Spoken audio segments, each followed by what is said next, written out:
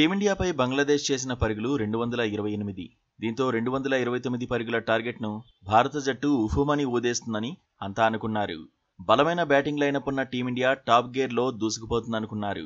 భారత బ్యాటర్స్ దెబ్బకు బంగ్లాదేశ్ బౌలర్లు విలువెల్లాడిపోతారనుకున్నారు. అసలు టీమిండియా దూకుడు ముందు బంగ్లా కొట్టుకుపోతుందనుకున్నారు.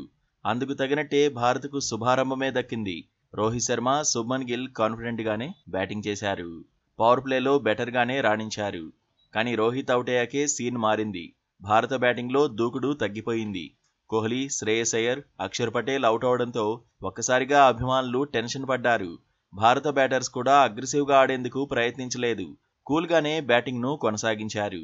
దీంతో మ్యాచ్ 47వ ఓవర్ వరకు వెళ్లింది. 10 నుంచి 15 ఓవర్లు ఉండగానే పూర్తి చేయాల్సిన టార్గెట్ను టీమిండియా ఆలస్యంగా ఛేదించిందనే కామెంట్స్ వినిపిస్తున్నాయి.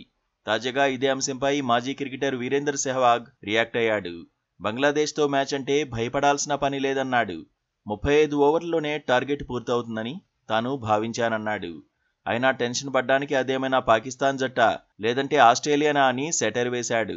భారత జట్టు 144 పరుగులకు 4 వికెట్లు కోల్పోయిన దశలో భయపడ్డారా అన్న ప్రశ్నకు వీరు స్పందించాడు. తాను క్రికెట్ ఆడినప్పుడు కూడా బంగ్లాదేశ్ జట్టుకు భయపడలేదన్నాడు. ఇప్పుడు తానెందుకు టెన్షన్ పడతానన్నాడు. బంగ్లా జట్టును పొగడాలంటే అది అద్భుతమైన జట్టుగా మారాలన్నాడు. టీమిండియా 4 వికెట్లు కోల్పోయినప్పుడు కూడా ఇబ్బందేమీ ఉండదనే అనుకున్నానన్నాడు. అయితే బంగ్లాదేశ్పై అలవోకగా విజయం సాధించాల్సి ఉండాల్సిందన్నాడు. రోహిత్ శర్మ, విరాట్ కోహ్లీ, శ్రేయస్ అయ్యర్లో ఎవరైనా ఒక్కరు క్రీజ్లో నిలబడ్డా విజయం తేలికయ్యేదన్నాడు. 35 ఓవర్ల వరకే మ్యాచ్ ముగిసేదన్నాడు. మరోవైపు పిచ్ కఠినంగా ఉందనే చర్చ జరుగుతోంది. అందుకే భారత ప్లేయర్లు రిస్క్ తీసుకోలేదని కొందరు మాజీలు అంటున్నారు. కావాల్సిన రన్ రేట్ ఎక్కువగా లేనప్పుడు నిదానంగా ఆడినా నష్టమేమీ ఉండదంటున్నారు.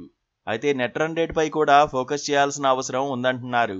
పాయింట్ల పట్టికలో టాప్లో ఉండడమే లక్ష్యంగా దూసుకుపోవాలంటున్నారు. ప్రస్తుతం గ్రూప్ ఏలో టీమిండియా, న్యూజిలాండ్ ఒక్కో విజయం సాధించాయి. 2 జట్ల ఖాతాలోనూ 2 పాయింట్ల చొప్పున ఉన్నాయి. కానీ మెరుగైన రన్ రేటు ఉన్న న్యూజిలాండ్ టాప్ ప్లేస్లో నిలిచింది. భారత్ 2వ స్థానంలో సెటిల్ అయింది.